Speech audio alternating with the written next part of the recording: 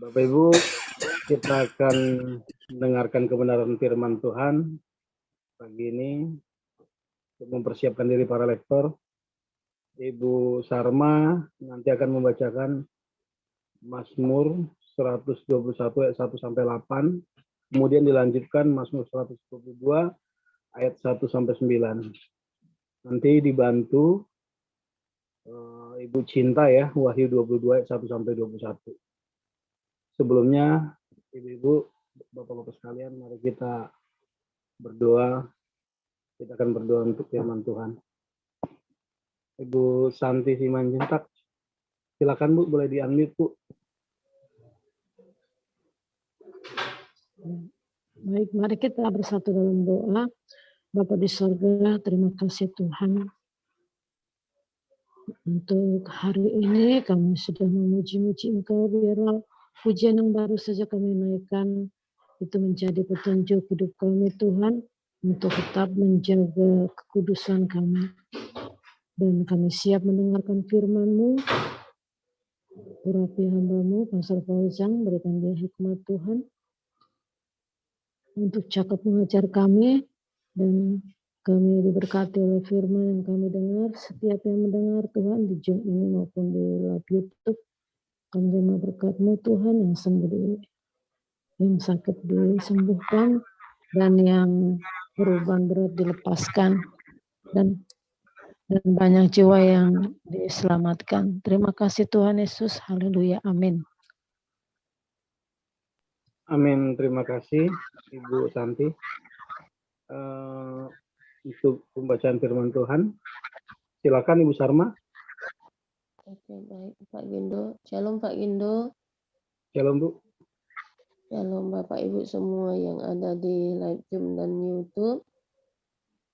Saat ini saya akan bacakan kebenaran firman Tuhan dari kitab Mazmur pasal 121 dan 122.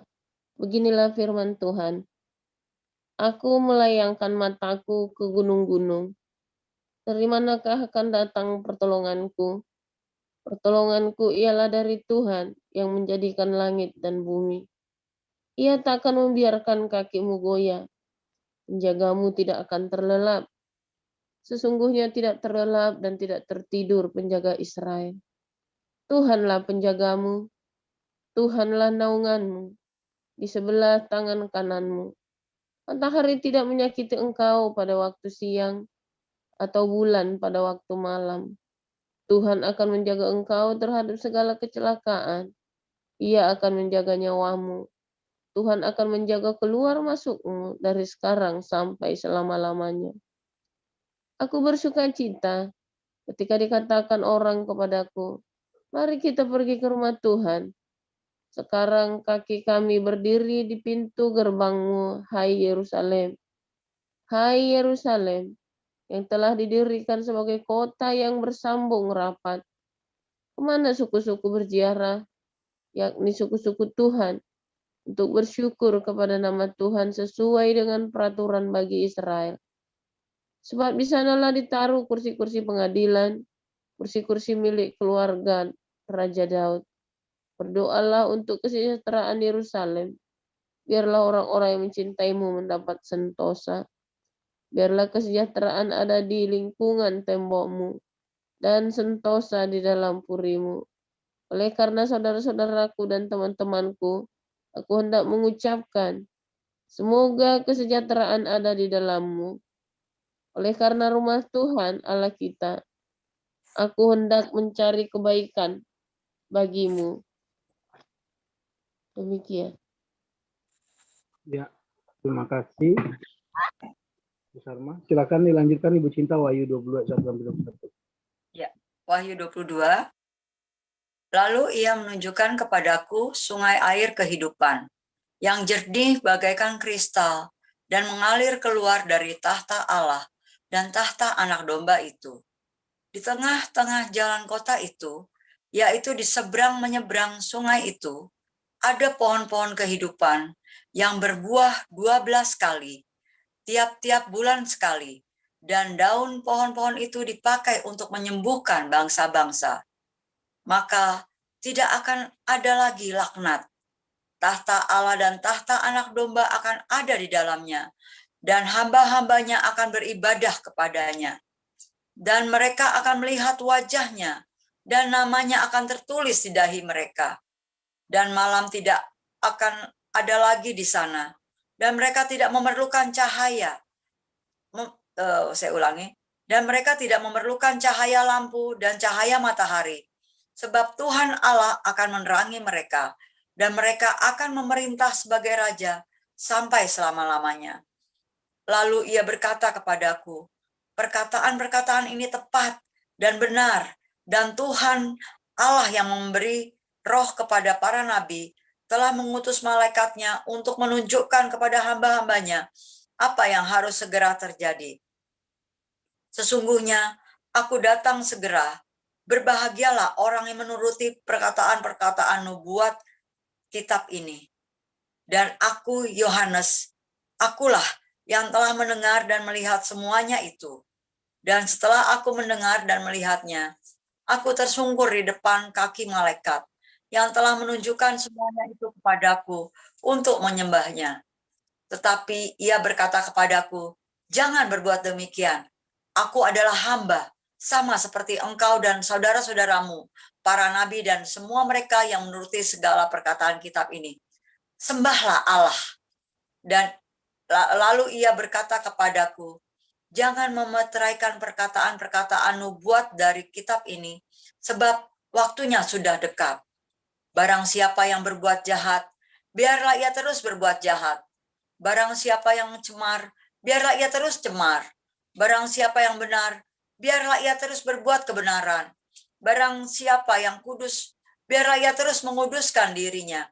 Sesungguhnya aku datang segera, dan aku membawa upahku untuk membalaskan kepada setiap orang menurut perbuatannya. Aku adalah Alfa dan Omega, yang pertama dan yang terkemudian, yang awal dan yang akhir. Berbahagialah mereka yang membasuh jubahnya. Mereka akan memperoleh hak atas pohon-pohon kehidupan dan masuk melalui pintu-pintu gerbang ke dalam kota itu. Tetapi anjing-anjing dan tukang-tukang sihir, orang-orang sundal, orang-orang pembunuh, penyembah-penyembah berhala, dan setiap orang yang mencintai dusta dan yang melakukannya tinggal di luar.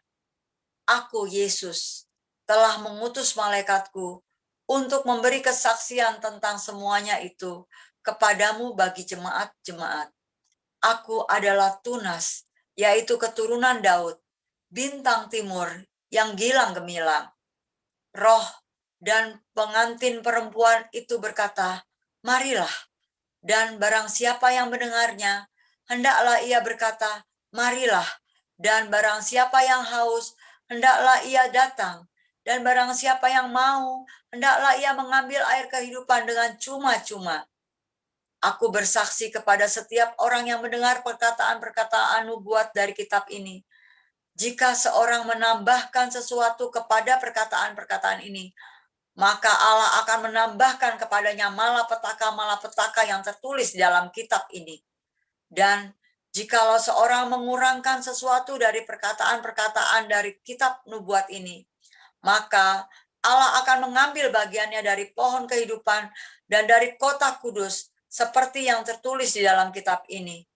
Ia yang memberi kesaksian tentang semua ini, berfirman, ya, aku datang segera. Amin. Datanglah Tuhan Yesus, kasih karunia Tuhan Yesus menyertai kamu sekalian. Amin. Demikian firman Tuhan. Amin. Terima kasih Bu Sarma, Ibu Cinta.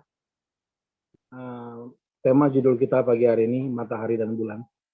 Silakan, Pastor Paul. Ya, haleluya, luar biasa. Firman Tuhan selalu baru setiap hari bagi orang-orang yang menanti-nantikan Tuhan dalam kesetiaan dan dalam kasih yang sejati, ya. Karena banyak orang yang tidak tulus hatinya. Wah, itu sulit. Ketidaktulusan atau kalau Anda tidak aletheia adalah penghalang Anda untuk metanoia, ya. Anda nanti cari ya videonya, judulnya metanoia, khusus metanoia. Apakah metanoia itu dan proses metanoia. Tiap hari dalam minggu-minggu ini adalah metanoia untuk next level. Untuk Anda next level dalam kehidupan, dalam karakter, di dalam berkat, di dalam segala hal, Anda harus metanoia. Anggur yang baru, kirbatnya harus baru.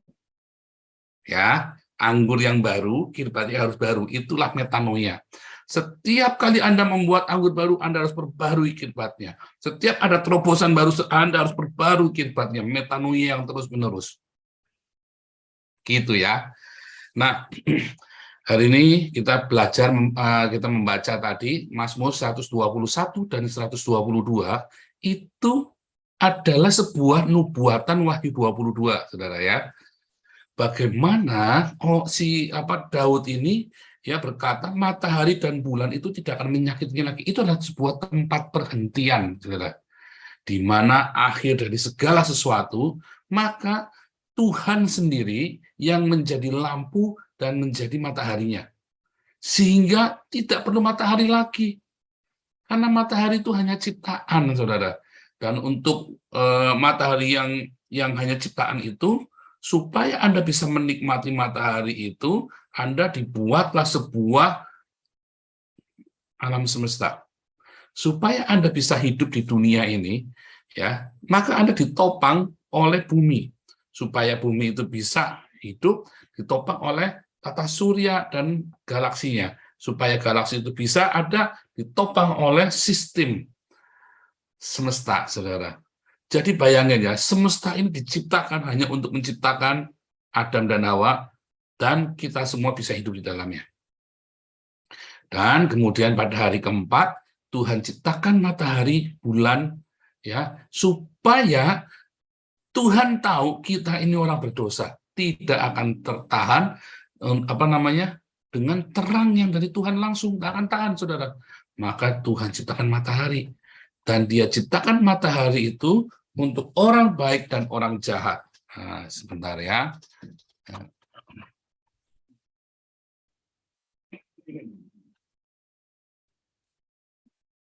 Nah, saudara, ketika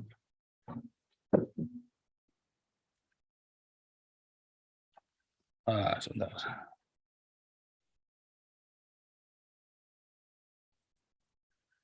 Ya. Sorry ya, baterainya mati, mau mati. Ya, jadi ketika Tuhan menciptakan matahari ini untuk orang baik dan orang berdosa, saudara, dia juga berikan hujan itu untuk orang baik dan orang berdosa. Iya kan? Kan enggak ada tuh matahari hanya buat orang baik saja, enggak kan? Orang berdosa nggak usah menikmati matahari, nggak boleh. Enggak juga kan? Tuhan yang penuh cinta ciptakan matahari untuk orang baik dan untuk orang benar dan untuk orang berdosa, saudara. Artinya apa? Kasihnya itu sungguh-sungguh luar biasa.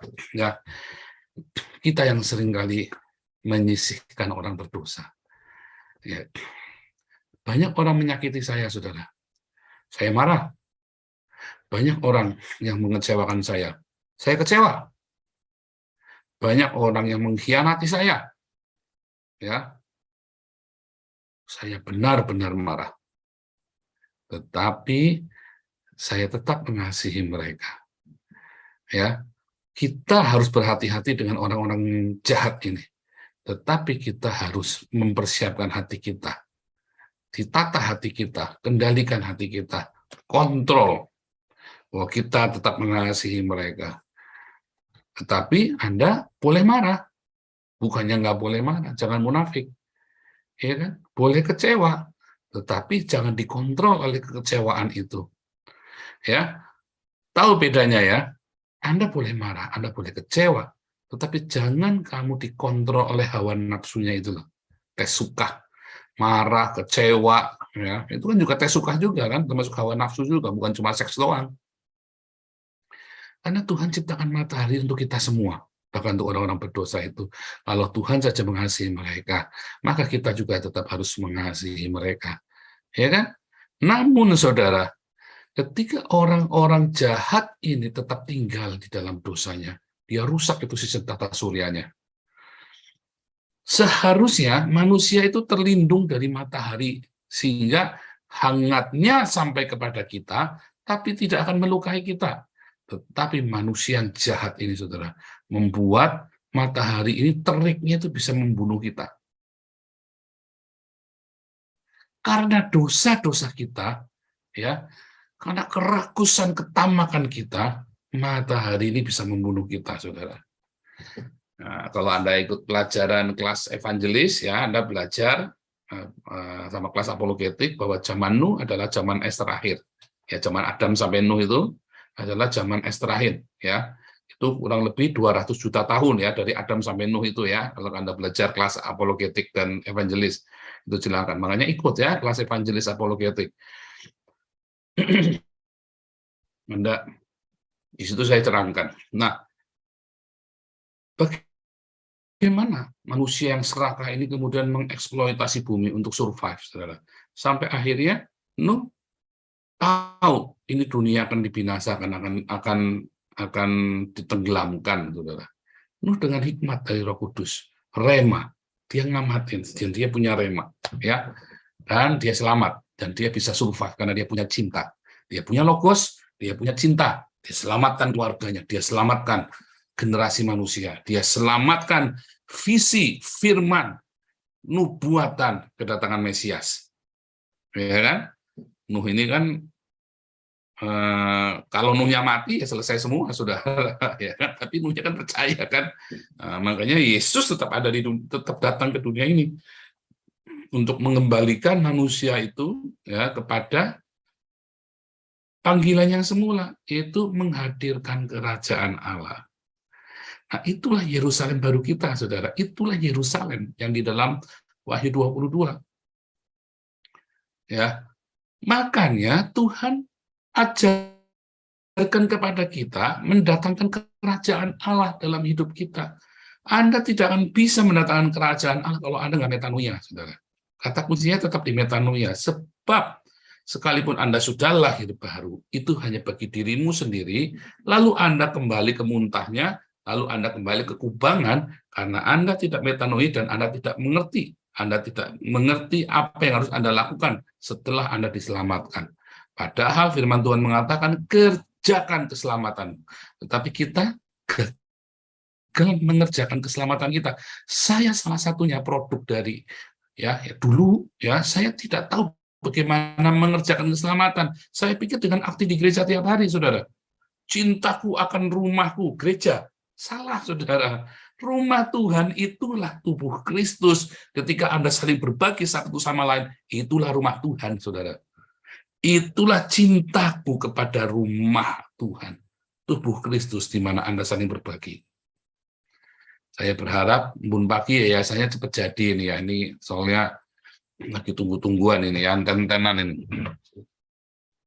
Supaya rumah Tuhan ini menjadi rumah bagi segala bangsa, rumah roti Bethlehem.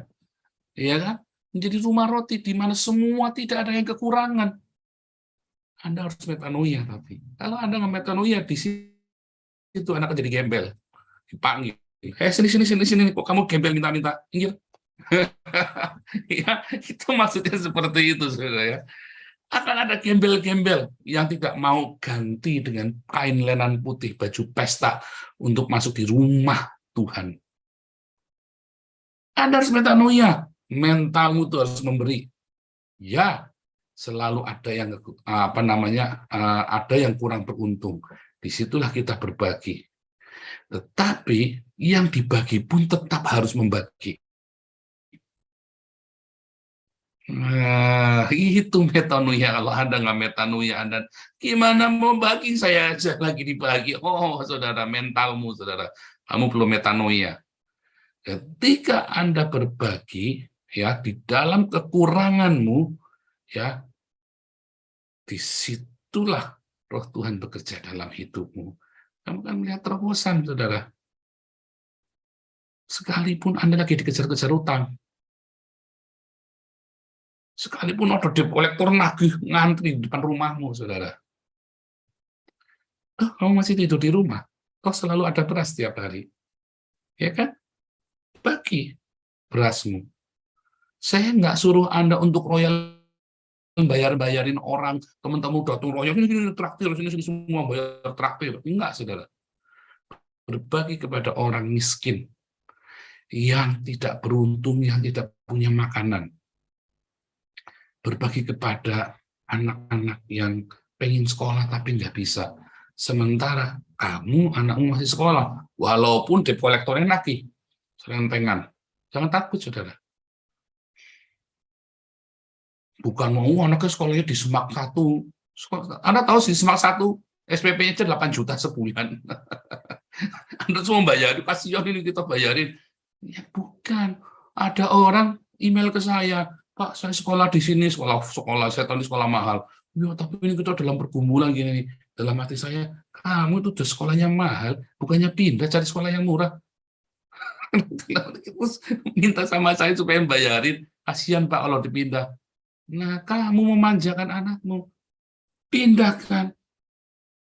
Tapi kalau di negeri disuruh pakai jilbab, lu sekolah Katolik yang murah banyak yang bagus, saudara. Sekolah Kristen yang murah banyak yang bagus. Ya kan? Saya tawarin sekolahnya, ada satu sekolah itu ya, dulu pernah sekali waktu. Saya tawarin ya, kamu orang ini saya tahu ya, ini murtadin, saudara. Murtadin. Wah, sampai kita kumpulin duit sampai dia akhirnya bisa beli rumah, saudara. Tapi yang kurang asem, saya yang ngumpulin duit buat dia, ya. Terus dia tak undang kesaksian di tempat saya nggak mau, di tempat lain dia mau, saudara. Padahal kita yang ngumpulin duit buat dia sampai dia bisa beli rumah. Edan nggak ini orang? Sudah biasa, saudara. Dan tim kita yang kasih dia kerjaan, ya kan? Mau kasih sekolah, terakhir ngomongnya apa, saudara? Anaknya nggak mau sana jauh, soalnya begini begitu. Lah, ada asrama, anaknya sampai nggak sekolah, kita bilang intinya kan maunya duit. Kurang ajar nggak, saudara? Ada mental gembel, mental ngemis. Anda nangkep yang saya maksud? Orang begitu tuh nggak perlu dikasih, saudara. Nggak usah. Saya punya sahabat, ya.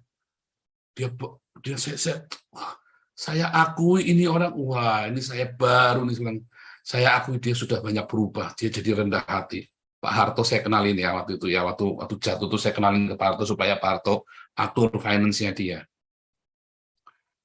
Terus apa yang dilakukan pertama kali, saudara? Anaknya dikeluarkan dari sekolah favorit, dipindahkan ke kota kecil yang sekolahnya sangat murah, saudara. Saya sampai kaget. Ini anak disayang sekali, saudara. Anak ini disayang sekali sama orang tuanya. Tapi begitu orang tuanya bangkrut, anak ini langsung dipindah ke sekolah yang terus saya telepon dia. Kan anak ini cerita, temannya anak saya, saudara, teman baiknya anak saya, anaknya itu sahabatnya anak saya, Miracle. Jadi apa-apa dia cerita, saya telepon. Kenalkan ya sama Pak Harto, biar dibantu untuk finance, karena Pak Harto ini kan orang finance, yang ngatur semuanya. Kalau kamu barangkali masih ada yang ketolong. Nah, saya nggak tahu ceritanya bagaimana sekarang ya, tapi saya lihat dia eksis luar biasa, dan yang paling luar biasa, dia pindahkan anaknya dari sekolah yang mahal itu, ya, sekolah mahal sekali saya tahu nih ya, dipindah ke sekolah biasa, saudara. Loh, anak saya juga sama dulu ya. Kami kolaps, anaknya dari sekolah yang ini tak pindah ke sekolah ini. Pertama kaget ya, cuma tak bilangin, bukan sekolahnya, yang penting kamu dengar omongan Papa, tak ajarin kamu. Ya, kan? Kemudian dia sekolah biasa saja, saudara.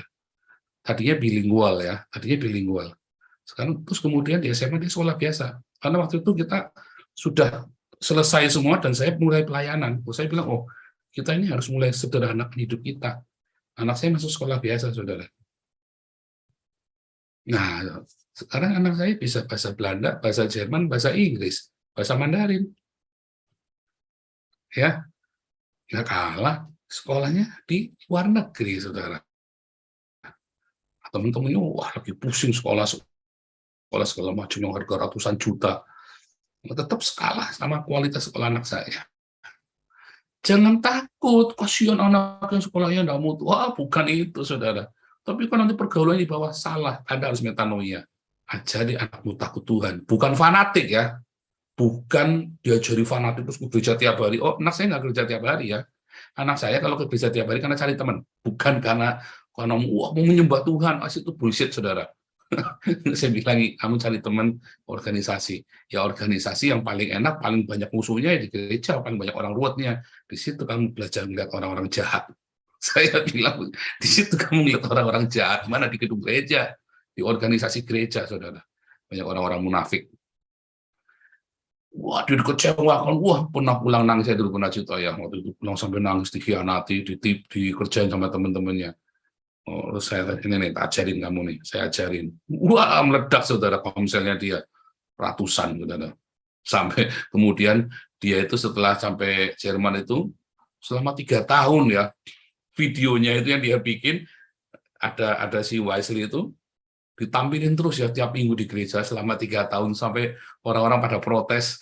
Sampai orang-orang orang tuanya lawannya dia dulu pada protes, cemburu, saudara. Dalam hati, rasain lu. Jadi legenda akhirnya, anak saya jadi legenda jadi legend di komunitasnya, saudara. Ya cariin, Anda orang tua, kalau Anda lagi ada di dalam masa pertumbuhan anakmu, Anda tumbuhin, Anda lihat, jadi mentor buat dia.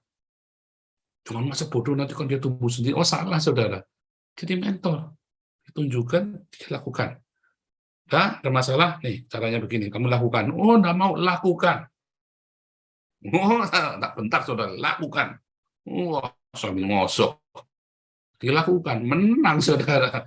Ya, menang. Bapaknya ada jeblong bolak-balik, sudah kejeblos bolak-balik. Ya kan, masa cuma begitu aja nggak bisa tuh, tak ajarin nih caranya begini, tak gambarin, saudara, pakai papan tulis putih ini ya, kamu kalau ini nanti seperti ini nanti kamu seperti ini kamu bikin ini, nanti hasilnya seperti ini. Dia sampai takjub, kok bisa tebak? Iya bisa, walaupun itu ilmu sosial itu bisa ditebak karena manusia itu ada polanya. Orang tua harus jadi mentor. Bukan sekolahnya, orang tuanya yang didik yang benar, saudara. Loh, tapi saya ini cuma saya juga cuma siapa? Saya juga orang gagal, saudara, jahat.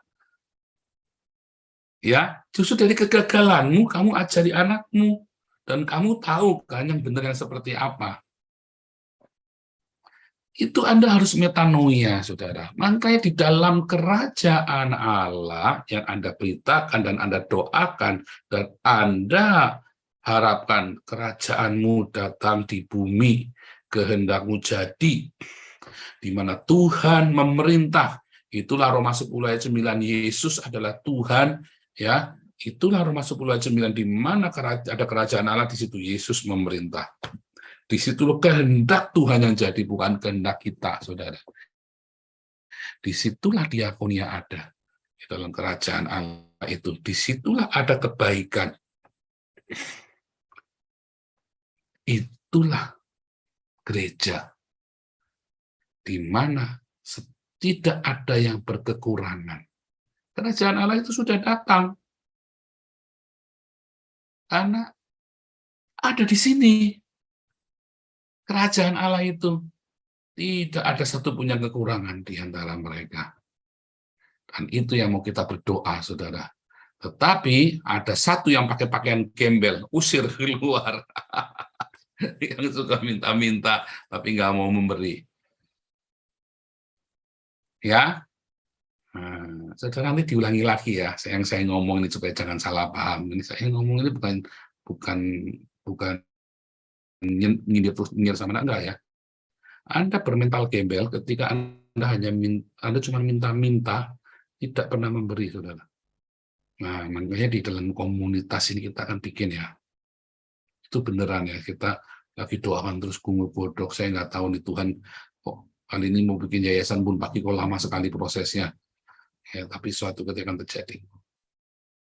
Nah, kembali ke matahari. Maka di dalam kerajaan Allah itu, ketika kerajaan Allah itu datang di dalam komunitas kita, kan makin besar kerajaan Allah itu nanti kan, di situ matahari tidak akan menyakitimu dan bulan tidak, waktu malam tidak akan menyakitimu. Artinya apa?